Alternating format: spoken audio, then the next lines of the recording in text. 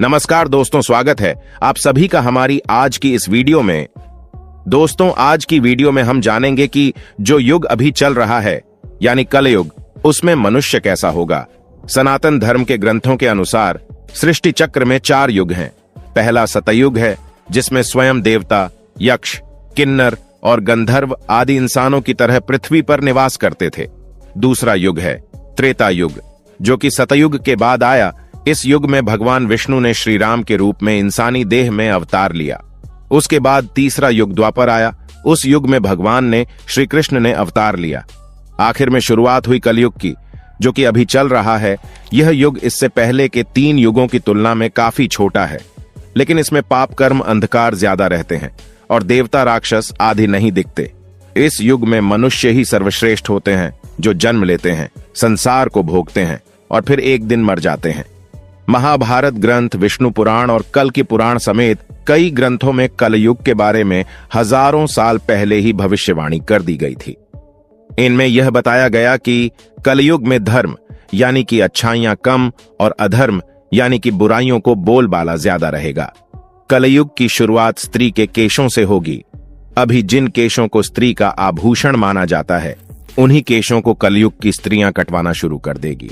उसके बाद सभी स्त्री पुरुष सुंदर दिखने के लिए अपने बालों को रंगना शुरू कर देंगे और फिर कलयुग में किसी के भी बाल लंबे और काले नहीं दिखाई देंगे। इसके बाद जिस दिन पुत्र पिता पर हाथ उठा देगा, उस दिन समझ लेना कि कलयुग शुरू हो चुका है। इतना ही नहीं, जब हर घर में कलह क्लेश होने लगेगा, कोई आपस में मिलकर नहीं रहना चाहेंगे, लोग अपने ही घर में अपनों को मारने लगेंगे, तो समझ लेना कि कलयुग अपने चरम पर पहुंच चुका है। कलयुग के अंत में मनुष्य की आयु महज 12 वर्ष रह जाएगी। इस दौरान लोगों में द्वेष और दुर्भावना बढ़ेगी। कलयुग की उम्र जैसे जैसे बढ़ती जाएगी, वैसे वैसे नदियां सूखती जाएंगी। बेईमानी और अन्याय से धन कमाने वाले लोगों में बढ़ोतरी होगी। धन के लोभ में मनुष्य किसी की हत्या करने में भी संकोच नहीं करेगा। विद्वान कहते हैं कि अलग अलग युगों का इंसानी चेतना पर अलग अलग प्रभाव पड़ता है और कलयुग में हमारा बोध जुबानी संवाद पर आधारित है। इस युग की अवधि 4,32,000 मानव वर्ष की है। इसमें मानव की आयु 100 साल के आसपास रह गई है।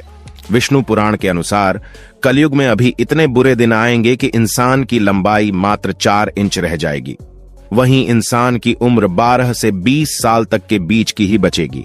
यह ऐसा युग है जिसमें सत्य, दया, करुणा, कर्तव्य व अहिंसा का ह्रास होता है और पापियों की संख्या बढ़ती है। कलयुग में धर्म का अनुसरण करने वाले कम होते जाएंगे। गायें भी खत्म होती जाएंगी। इसके अलावा धरती पर हजारों साल से मौजूद कुछ निशानियां विलुप्ति के कगार पर हैं। अभी कलयुग को प्रारंभ हुए 5,500 वर्ष ही बीते हैं। उसके बाद शिव और ब्रह्मा एक हो जाएंगे और फिर जब कलयुग हम सब पर हावी हो जाएगा, मनुष्य पूजा पाठ, व्रत, उपवास और सभी धार्मिक काम करना बंद कर देंगे। गाय दूध देना बंद कर देगी। मानवता नष्ट हो जाएगी। लड़कियां बिल्कुल भी सुरक्षित नहीं रहेंगी। उनका अपने ही घर में शोषण होगा। अपने ही घर के लोग उनके साथ व्यभिचार करेंगे। बाप, बेटी, भाई, बहन, कोई रिश्ते नहीं रह जाएंगे। एक भाई दूसरे भाई का ही शत्रु हो जाएगा। शादी जैसा पवित्र रिश्ता अपवित्र हो जाएगा। किसी की भी शादीशुदा जिंदगी ठीक से नहीं चलेगी। पति पत्नी एक दूसरे से बेवफाई करेंगे। कलयुग में समाज हिंसक हो जाएगा। जो लोग बलवान होंगे, उनका ही राज चलेगा। दोस्तों, जैसा कि हम सब जानते हैं, अभी कालखंड का 4था युग यानी कल युग चल रहा है, जिसे हिंदू शास्त्रों में सबसे श्रापित युग बताया गया है।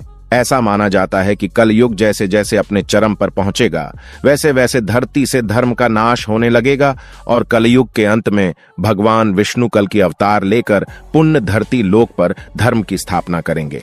लेकिन आज की इस वीडियो में हम आपको बताएंगे कि महाभारत काल मतलब द्वापर युग में भगवान श्री कृष्ण ने कलयुग के बारे में ऐसी कौन कौन सी कड़वी सच्चाई बताई थी, जिसे अधिकतर लोग नहीं जानते हैं। इसलिए इस वीडियो के अंत तक बने रहे हमारे साथ, ताकि आप भी यह जान सकोगी श्री कृष्ण के अनुसार कलयुग कैसा होगा। अगर देखा जाए तो महाभारत सिर्फ हिंदुओं का धर्म ग्रंथ नहीं है, बल्कि इस ग्रंथ के अनुसरण से सारी मानव जाति को जीवन का संपूर्ण ज्ञान मिल सकता है। क्योंकि महाभारत में मनुष्य से जुड़े ऐसा कोई विषय नहीं जिसका वर्णन इस धर्म ग्रंथ में ना किया गया हो।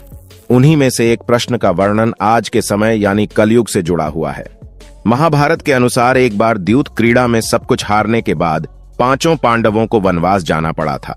तब उन्होंने श्री कृष्ण से कहा है, वासुदेव, द्यूत में अपना सब कुछ गंवाने के बाद हम पांचों भाई द्रौपदी के साथ बन जा रहे हैं, लेकिन हम सभी के मन में प्रश्न उठ रहा है, क्या आप उसका समाधान कर सकते हैं?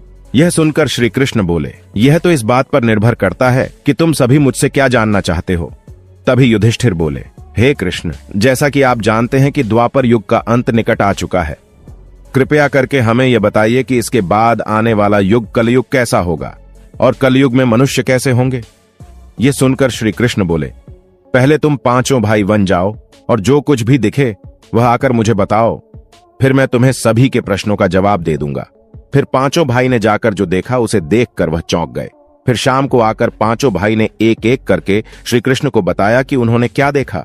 नंबर 1, भीम ने कृष्ण को बताया कि मैंने देखा एक गाय ने अपने बछड़े को जन्म दिया, लेकिन वह अपने उस बछड़े को इतना चाट रही थी कि बछड़ा बेचारा लहूलुहान हो गया, जिसे देखकर मेरे तो होश उड़ गए कि भला कोई मां अपने बच्चे के साथ ऐसा कैसे कर सकती हैं। तो श्री कृष्ण ने भीम से कहा कि इसका यह अर्थ हुआ कि कलयुग की माता अपनी संतानों पर इतनी ममता बरसाएगी कि बच्चों को खुद का विकास करने का मौका ही नहीं मिलेगा, जिसके कारण देह मोह माया में पड़कर बर्बाद हो जाएगी। और जब किसी का बेटा घर छोड़कर साधु बनेगा तो हजारों व्यक्ति दर्शन करेंगे, लेकिन किसी का अपना बेटा साधु बनेगा तो वो रोएगी, मेरे बेटे का क्या होगा। इतनी ममता होगी कि उसे मोह माया और परिवार में ही बांध कर रखेंगे और उसका जीवन खत्म हो जाएगा। नंबर 2, अर्जुन ने बताया कि मैंने एक पक्षी को देखा जिसके पंखों पर वेद की रचनाएं लिखी हुई थीं। वह मरे हुए जानवर का मांस खा रहा था। यह सुनकर श्री कृष्ण अर्जुन से बोले, इसका यह मतलब हुआ कि कलयुग में ऐसे लोग होंगे जो बड़े ज्ञानी कहलाएंगे, लेकिन उनके आचरण राक्षसी होंगे, और कलयुग के मनुष्य धन और संपत्ति के लोभी होंगे।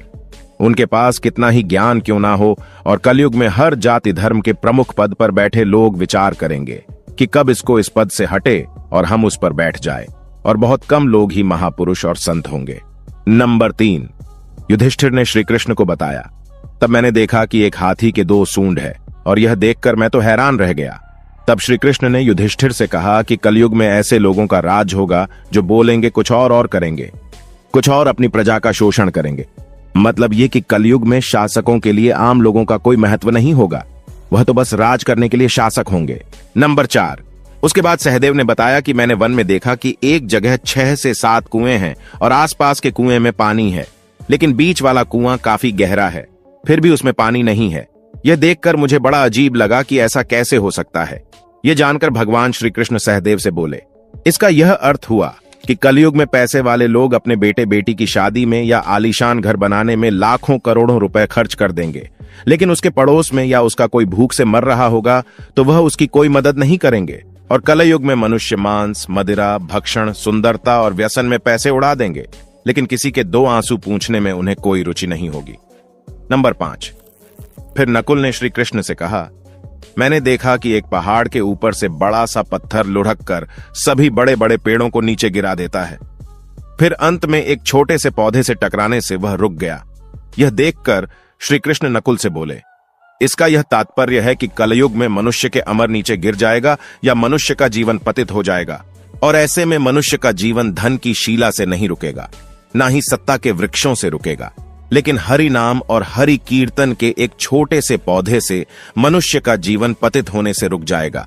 इसी के साथ दोस्तों आपको बता दें कि जब आतंक अपनी चरम सीमा पर होगा तो भगवान विष्णु कल की अवतार लेंगे और पृथ्वी से समस्त अधर्मियों का नाश कर देंगे। इसके बाद कृष्ण जी आगे कहते हैं कि कलयुग में जब पाप अपने चरम पर पहुंच जाएगा और पृथ्वी लोक से धर्म समाप्त होने लगेगा, तब मैं कल की रूप में अवतरित होकर इस धरा को पापों से मुक्त करूंगा, और उसके बाद जो नया युग आएगा जो सतयुग कहलाएगा, अर्थात सृष्टि युग परिवर्तन का 22वां चक्र पूरा करके 23वें चक्र में प्रवेश करेगी, और फिर से नवयुग आरंभ होगा जो सतयुग के नाम से जाना जाएगा। तो दोस्तों वाकई में श्री कृष्ण की यह सभी बातें सही साबित हो रही हैं। दोस्तों मैं उम्मीद करता हूं आपको यह जानकारी अच्छी लगी होगी। इस वीडियो को लाइक और कमेंट करके जरूर बताएं और हमारे चैनल को सब्सक्राइब जरूर करें। इस वीडियो को अंत तक देखने के लिए तहे दिल से धन्यवाद।